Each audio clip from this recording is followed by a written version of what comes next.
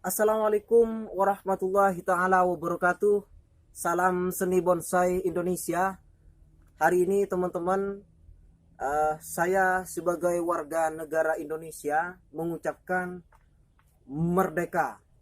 Selamat hari ulang tahun Republik Indonesia. Ya, merdeka selama 76 tahun. Dan Indonesia dijajah oleh Belanda dan Jepang. Belanda menjajah Indonesia selama 350 tahun, menguasai teritorial bangsa Indonesia dan menjajah demi rempah-rempah. Kemudian disusul oleh penjajahan Jepang selama 3 tahun. Ini adalah rentetan sejarah yang tidak perlu dan tidak perlu kita lupakan, gitu ya. Maka saya ucapkan salam merdeka. Baik teman-teman, saya ucapkan salam berdikari, berdiri di atas kaki sendiri, selamat berkarya, salam kreatif, dan salam berinovasi. Dan teman-teman, pada hari ini saya memiliki bonsai serut inspirasi. Kenapa dikatakan inspirasi? Ya, yang pertama, kita jarang menemukan serut itu memiliki keringan atau aksentuasi, karena serut ini termasuk pohon yang mudah keropos, tidak sama halnya dengan santigi, legundi, ya, yang memang memiliki pohon yang keras. Kalau serut kan keropos. Nah, ini terjadi secara alami, itu poinnya. Kemudian yang nomor 2 adalah berkarakter. Ya, berkarakter itu apa sih maksudnya? Berkarakter itu adalah tanpa mengubah karakter serut. Bagaimana serut di alam? Apakah serut termasuk jenis daun lebar? Kalau jenis berdaun lebar, bagaimana kriterianya? Ya, tidak sama toh dengan dengan cemara. Itu karakter. Jadi ini adalah karakter serut yang sangat tampak. Kemudian yang nomor 3 adalah ketuaan dari bonsai serut itu sendiri. Ini sangat tua, berkisaran umur 300 tahun. Ya. Kemudian yang nomor 4 adalah keseluruhan anatominya ini sudah seimbang.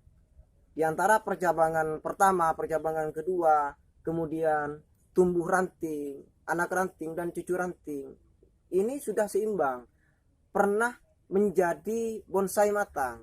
Dan ini kondisi hari ini adalah rusak karena salah penanganan, ya. Itu kenapa, itu alasannya kenapa dikatakan sebagai bonsai inspirasi. Kemudian teman-teman, dalam mendesain suatu bonsai itu harus ada estetikanya, ya. Jadi harus ada seni dan estetika. Estetika itu, kalau seni itu adalah menceritakan suatu peristiwa yang terjadi di mana? Ya di alam, karena kita ngomong tentang bonsai, ya. Sehingga kita menemukan suatu pohon di alam, kemudian diletakkan pada satu pot. Apakah itu sudah disebut sebagai bonsai? Belum tentu, karena masih belum ada kriteria dasar yang belum dilaksanakan, yang belum dicapai, gitu ya. Yang dikatakan bonsai itu bagaimana? Ketika bonsai itu sudah matang, ya, dan karakternya ada, estetikanya ada. Oke. Nah, estetika itu apa? Estetika itu adalah cabang filsafat yang mempelajari tentang keindahan.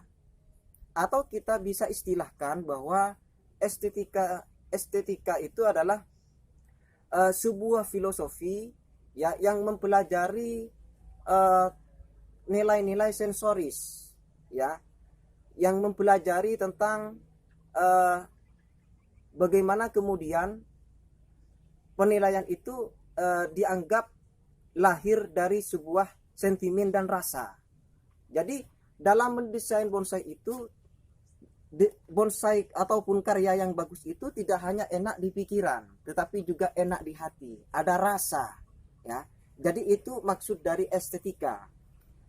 Nah, kalau sudah terbentuk bonsai dan menjadi bonsai yang bagus, bagus itu berarti ada estetika di dalamnya.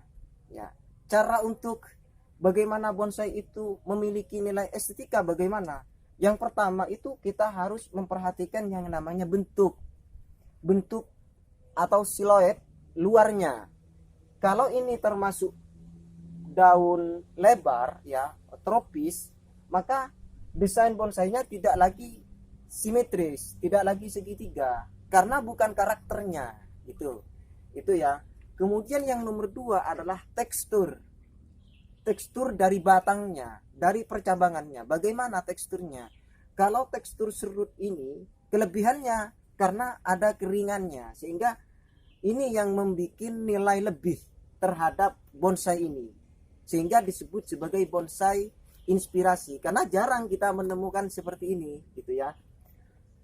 Kemudian garis itu ada garis lurus, ada garis enjoy, kemudian ada garis zigzag ya. Kalau teman-teman mengatakan oh ini formal, gaya formal, kemudian ini masuk pada konsep surrealis, ini masuk pada konsep formalis ya, karena hanya beda bahasa saja. Kenapa ada bentuk, ada garis, ada volume, ada tekstur, ada kontur, ada warna? Karena bonsai itu adalah seni visual. Kalau teman-teman mengatakan itu adalah seni visual, tetapi kalau saya mengatakan bahwa bonsai itu adalah bentuk lain dari seni rupa ya, dan bonsai itu adalah seni visual. Teman-teman mengatakan bonsai itu adalah seni rupa, kalau saya tidak, saya mengatakan bahwa bonsai itu adalah bentuk lain dari seni rupa. Kenapa? Karena bonsai ini memuat 3 dimensi, ada lebar, ada tinggi, ya kan? Ada luas. Kenapa? Karena bonsai itu adalah barang yang hidup dan hidup secara dinamis.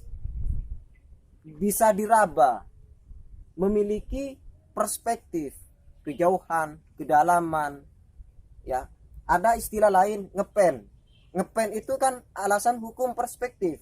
Ngepen ke atas. Ya, itu adalah 3 dimensi. Kalau yang seni rupa itu apa? Ya, gambar itu, lukisan itu seni rupa. Kenapa? Karena tidak memiliki efek kejauhan. Hanya ada lebar dan luas. Ya, itu. Jadi lukisan itu ya 2 dimensi, bukan 3 dimensi. Itu bedanya. Jadi saya mengatakan bahwa bonsai itu adalah bentuk lain dari seni rupa. Sama dengan patung. Patung memiliki 3 dimensi, tetapi patung tidak hidup secara dinamis. Hanya patung itu ya. Itu. Kemudian saya ingin memperjelas juga kenapa ini dikatakan bonsai inspirasi. Ya, karena pada waktu ini menjadi bonsai matang, ini luar biasa bagusnya. Ya. Kemudian, apakah ini karakternya tampak sekali? Tampak.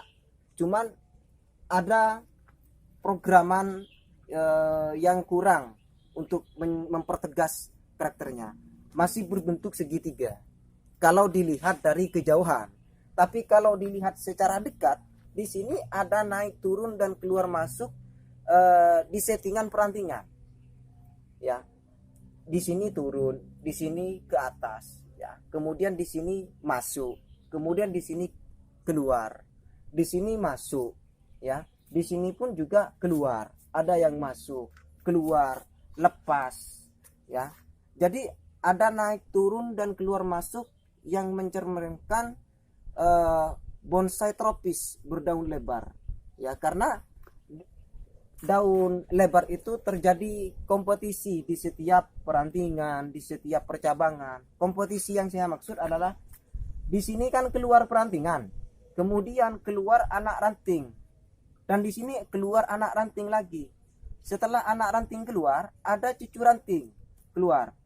Muncul generasi baru sehingga setiap percabangan dan perantingan itu mengeluarkan generasi dan generasi selanjutnya. sehingga terjadi kompetisi dan membuat bonsai ini melebar. Tidak segitiga lagi, tetapi melebar. Ada yang berbentuk bulat kalau dilihat dari kejauhan.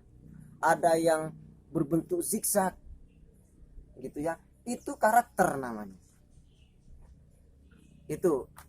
Kemudian kesan tua sudah selesai. Tekstur, kontur ya, kontur tanah, hubungannya tanah media dengan bonsai ini masih belum terhubung karena ini masih dalam proses perawatan, teman-teman. Hingga nanti kalau ini sudah bagus, nanti saya akan tata dengan baik dan berhubungan langsung dengan bahannya ini. Oke, itu demikian dari saya tentang penjelasan bonsai inspirasi dan konsep-konsep seni bonsai. Terima kasih. Salam seni bonsai Indonesia, Spirit Black Wires.